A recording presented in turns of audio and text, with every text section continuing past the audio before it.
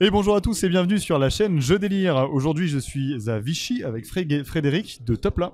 Bonjour Jean-Baptiste. Comment ça va? Eh ben super, hein, Vichy, magnifique. Pas trop frais, c'est bon? Ah non, non, non, on est dans des magnifiques bâtiments, Ouais. voilà, sur le stand de Jeux Délire, et on est très heureux chez Topla d'y être. Ouais. Surtout qu'en plus, il y a de la nouveauté, des choses qui vont sortir mi-octobre. Plein de nouveautés, oui, avec 2 super nouveaux jeux qu'on inaugure dans une nouvelle connexion, énergie positive et agilité mentale chez Topla. C'est super, en plus le design il est tout mignon. Je vais vous montrer un peu les cartes. C'est cartes 4 hors 4. Voici un exemple de carte objectif, mais on va vous en parler un peu plus tard. Alors c'est quoi 4 hors 4? Alors déjà, c'est un jeu très simple qui se explique en 3 minutes et c'est ce qu'on va vous démontrer et qui se joue en un quart d'heure. Voilà.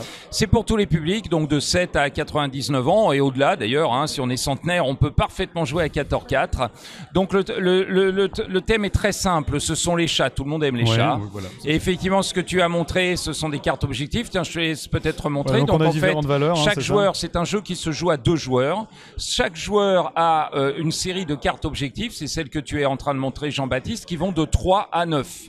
Donc on a 3, 4, 5, 6, 7, 8, 9.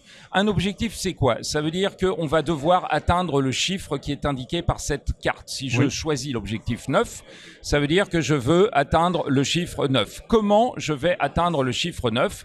Eh bien, quand ça va être mon tour de jeu, je vais tirer des cartes sur les 5 tas que vous voyez qui sont disposés devant vous.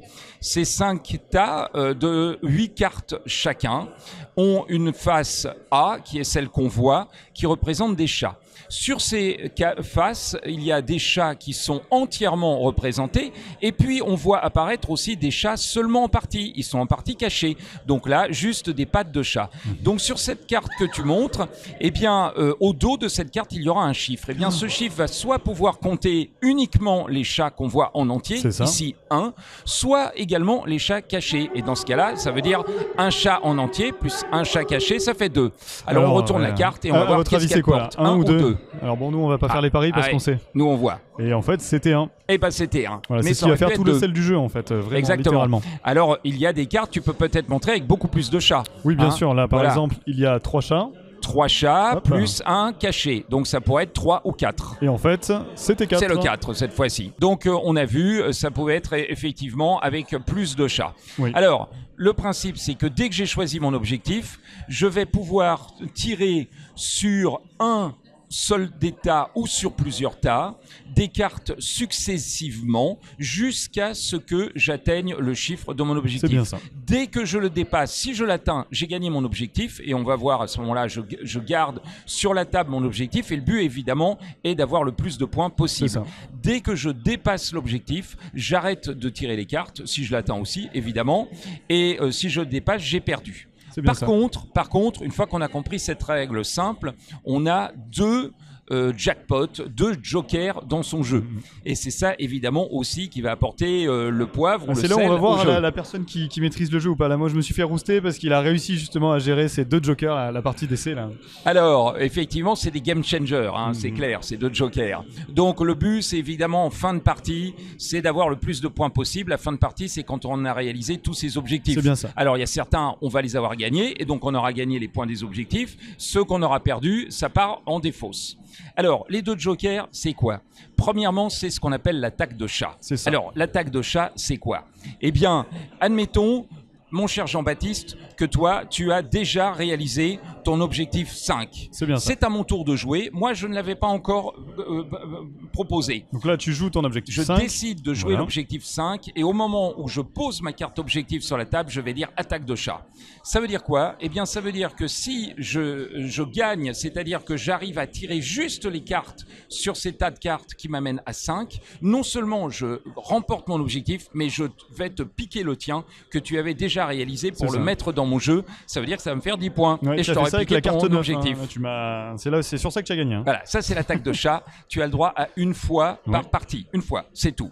Et puis, il y a ce qu'on pourra appeler la stratégie édredon ou autre. C'est-à-dire qu'admettons que tu aies déjà réalisé l'objectif 5. Eh bien, moi, je peux volontairement choisir, s'il est encore dans mon jeu, de tenter mon objectif 4 C'est bien ça. Je tire les cartes jusqu'à 4, mais admettons que dans mes choix aléatoires, eh bien, je dépasse pour atteindre le 5. Je vais perdre ma carte 4 qui part en défausse vu que j'ai perdu mon objectif. Mais comme j'ai fait 5 et que toi, tu avais déjà réalisé l'objectif 5, je suis en droit de te le piquer et je te le pique. Voilà. Et donc, finalement, j'ai loupé mon objectif 4, mais j'ai gagné 5. Et on voit qu'il y a une vraie stratégie dans l'ordre où tu choisis tes différents objectifs. C'est-à-dire que tu peux analyser le jeu de ton adversaire, ce qu'il a déjà gagné et réalisé. Et même limiter littéralement la casse, en fait. Parce que Absolument. plus le jeu va avancer. Admettons, moi, j'avais fait une séquence 7, 8, 9. Si tu joues 5 ou 6, tu es vraiment à l'abri parce que tu as beaucoup un maximum plus de marge de plage. manœuvre. C'est ça. Voilà, exactement. Pour la prochaine fois, je jouerai en impair ou des trucs comme ça sera beaucoup plus simple. Voilà, donc un jeu fun, un jeu cool qui s'apprend en 2 minutes et finalement avec un nombre de reprises en main qui est toujours aussi plaisant parce que tu te rends compte qu'il y a finalement pas mal de tactiques, voire de la stratégie et que tu t'amuses beaucoup. Oui, là c'est vraiment un petit jeu avec pas mal de nuances. C'est le genre de jeu, plus vous allez jouer, plus vous allez réussir à découvrir la profondeur du jeu, mais également la psyché de votre adversaire. Ce qui va vous permettre de réussir à comprendre ses stratégies, etc. Et après là on est sur de la guerre froide où on va faire de l'armement psychologique petit à petit et s'adapter. Il y a presque une partie d'échec à la fin quand on est vraiment devenu master. Allez, merci beaucoup et à bientôt. Bye, merci. Bye bye.